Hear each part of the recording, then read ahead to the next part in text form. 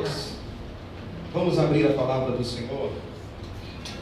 Vamos ler a Bíblia Sagrada no livro do profeta Ezequiel. Se você puder estar aí somente um minutinho mais. Oh, aleluia! Em pé. Bom que aqui nós fazemos muito exercício, né, irmão? Muita ginástica, né? Levanta, senta. Bom, você não fica estático. Isso. Ezequiel capítulo 3, nós iremos ler no verso de número 17. Queridos, eu tenho uma mensagem aqui da parte de Deus, que Deus foi me dando ontem, capítulo 3 de Ezequiel, verso 17, e eu fui escrevendo, vou até fazer uso aqui dessa anotação que eu fiz, e para comunicar aqui aquilo que Deus colocou no meu coração. Ezequiel, capítulo 3, verso de número 17. Aleluia! Diz assim: Filho do homem, eu te dei por atalaia sobre a casa de Israel, e tu da minha boca ouvirás a palavra e os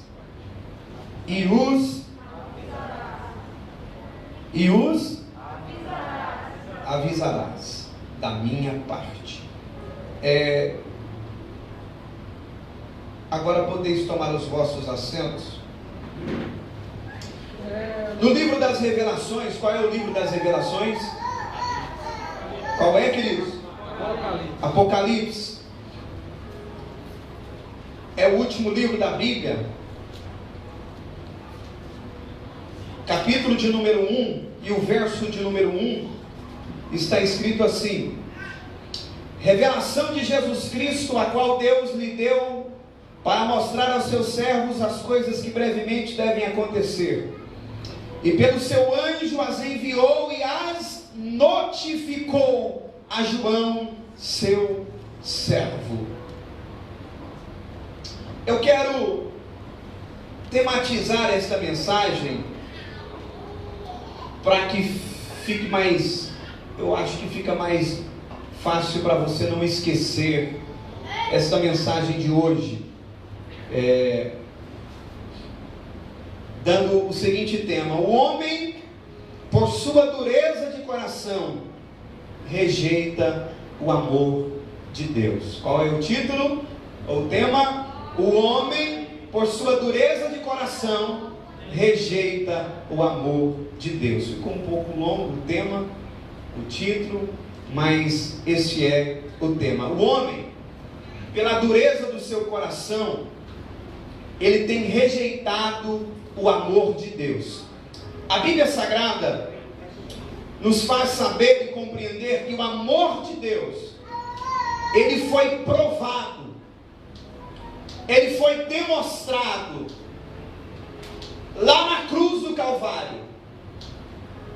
É por isso que o apóstolo Paulo ele diz: mas Deus prova o seu amor para conosco, enviando o quê? Ou quem? Cristo, para morrer por nós, quando nós éramos ainda ímpios e não conhecíamos a Deus. Estávamos destinados à ira vindoura que há de vir sobre este mundo. Até muitas pessoas estão se confundindo até hoje, especialmente quando veio essa questão da pandemia. Muitas pessoas estavam se perguntando, e algumas até hoje: será que é a grande tribulação que chegou para nós? Será que é a ira de Deus que está sendo derramada sobre nós? Eu afirmo e reafirmo que nós não estamos vivendo o período da grande tribulação. A igreja ainda está na terra. Ela não vai estar aqui para enfrentar a ira de Deus, o derramamento da ira de Deus, porque ela não é destinada à ira. E Deus sabe guardar da hora da tentação tribulação que há de vir sobre a terra, a sua igreja, o seu povo. Por isso, nós estamos vivendo ainda em um mundo corrompido, onde, por vezes, se a pessoa tiver muito dinheiro, ela compra a justiça, ela compra o veredito ou a sentença do juiz. Vivemos ainda em um mundo que é governado pelos homens, e sobre os homens, especialmente aqueles que não servem a Deus, que não conhecem a Deus, que andam na ignorância, está o Deus desse século. 2 Coríntios, capítulo 4, verso 4 diz: nos quais o Deus desse século cegou o entendimento dos incrédulos, para que não lhes resplandeça a luz do Evangelho de Cristo. Pasmem vocês, até mesmo no período da grande tribulação, as pessoas, em sua grande maioria, vão acreditar que a igreja, ela não foi arrebatada, porque o anticristo, aquele que é contra Cristo, que é imitador de Cristo, que quer imitá-lo, desde já, vai dizer que foi qualquer outra coisa, menos Jesus, que arrebatou a sua igreja. Vão dizer que foi um extraterrestre. Já existe hoje muitas teorias, sim ou não? O homem continua na sua busca desenfreada, e eu estava refletindo esses dias, como o mundo secular não crê na palavra de Deus, eles continuam procurando vida em outros planetas. Gasta-se bilhões em tecnologia, em busca de condições e de vida em outros planetas. Aleluia! Por que o homem está fazendo isso? Primeiro, porque ele sabe que esse mundo, da maneira como nós conhecemos, ele não vai durar muito tempo. As armas nucleares que as grandes potências têm poderiam destruir toda a raça humana. Hoje, mais de 7 bilhões de pessoas em questão de poucos dias. O homem tem uma inteligência tão grande para criar tecnologia, para que nós possamos falar com alguém aqui agora, o mundo inteiro. Se alguém quiser me assistir lá do Japão, é possível. Se alguém quiser acompanhar o culto aqui que está acontecendo em Turvânia, lá na Ásia, é possível. É só se conectar, é possível. Mas o homem não consegue ver, escute, não consegue ver o que está diante dos seus olhos. O que está diante dos nossos olhos, Paulo escreveu que os homens são inexcusáveis. Diga comigo, indesculpáveis. Indesculpáveis. A natureza está apontando para um Criador. A natureza, Paulo escreveu no capítulo 1 de Romanos, a partir do verso 18, que os homens são indesculpáveis, são inexcusáveis diante de Deus, porque Deus está se revelando através da sua obra. Aleluia. Que o homem se recusa a reverenciar e a exaltar e glorificar a Deus como ele merece. Aleluia. Alguns, na sua dureza de coração, para não reverenciar o Criador, preferem dizer que ele é uma força maior. Eu não creio em Deus, mas eu creio numa força maior. Deus não é simplesmente uma força maior. Ele é o arquiteto, Ele é o criador de todas as coisas. Aleluia. Foi Ele quem nos projetou. Glória a Deus. Aleluia. A Bíblia diz que o temor a Deus é o começo da sabedoria. Os homens permanecem na sua ignorância. E queridos, Eu falei aqui esses dias atrás, como a dureza do coração do homem é terrível. Quantos livramentos Deus já nos deu? Quantas oportunidades Deus nos tem dado? Eu disse aqui esses dias atrás, acerca de alguém,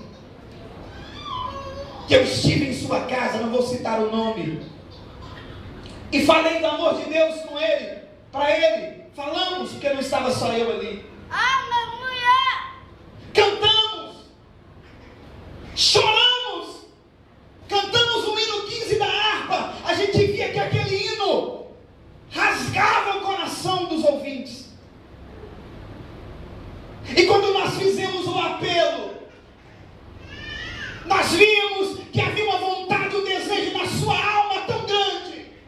As lágrimas, irmão Ivan, desciam, molhavam aquele rosto, lágrimas quentes. Às vezes até acompanhada de soluços. Mas quando nós falamos entregue a sua vida a Cristo, a resposta é agora não. Sabe o que é isso? Dureza de coração. A Bíblia diz: se hoje ouvires a voz de Deus, não endureçais o coração.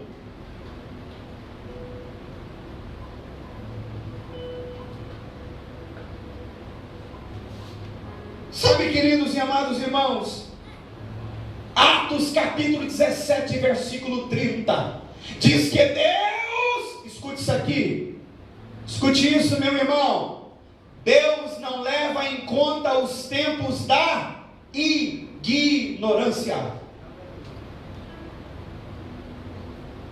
Quando você não sabia acerca desse Salvador, dessa salvação, você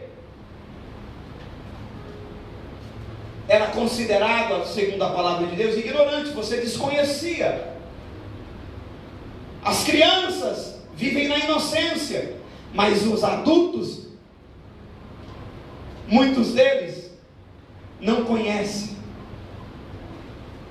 Mas aqueles que já ouviram, e especialmente aqueles que ouviram e aceitaram, e hoje estão agora no mundo, estão sujeitos à perdição. O desejo de Deus é salvar. A vontade de Deus é que todos sejam salvos, que todos vão morar nos céus. Esse é o desejo do coração de Deus. Mas se Ele voltasse hoje, nenhum aqui de nós, exceto as crianças inocentes, seríamos realmente inexcusáveis diante de Deus, porque sabemos a verdade. A Bíblia diz, e eu li aqui inclusive Ezequiel 3:17, porque Deus usou o profeta Ezequiel para avisar o povo do que ele ia fazer. Você sabia que Deus avisa? Deus notifica. Eu estou hoje ministrando essa palavra e Deus está notificando alguém aqui acerca do seu propósito, da sua vontade. Ele está notificando, Ele está avisando, Ele está dizendo: olha, arrependa-te, porque dá tempo. Aleluia.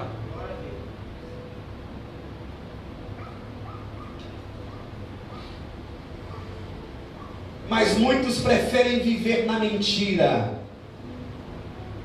Quantos que preferem viver como um adúltero em seu coração? Como é ser um adúltero no coração? É quando o homem, escuta isso aqui, que às vezes você pode precisar dessa palavra, porque o Espírito Santo nos faz lembrar daquilo que nós ouvimos, daquilo que nós lemos. Eita! Você sabe o que é ser um adúltero no coração? É quando o homem vê uma mulher, muitas das vezes nua ou seminua, com as pernas toda exposta, com os seios para fora,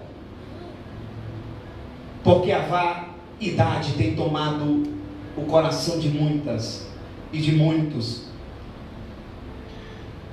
Os homens,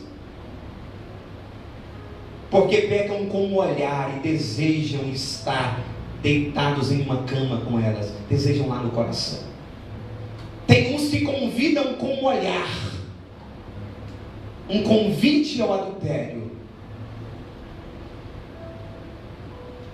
A nossa sociedade tem banalizado essa questão do temor. Queridas, eu quero dizer uma coisa para vocês aqui: tenha temor de Deus. Cuidado com o tamanho da saia, mas também cuidado com o tamanho da língua. Nós precisamos ter cuidado.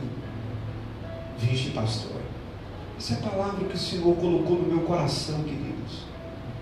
Palavra de vida.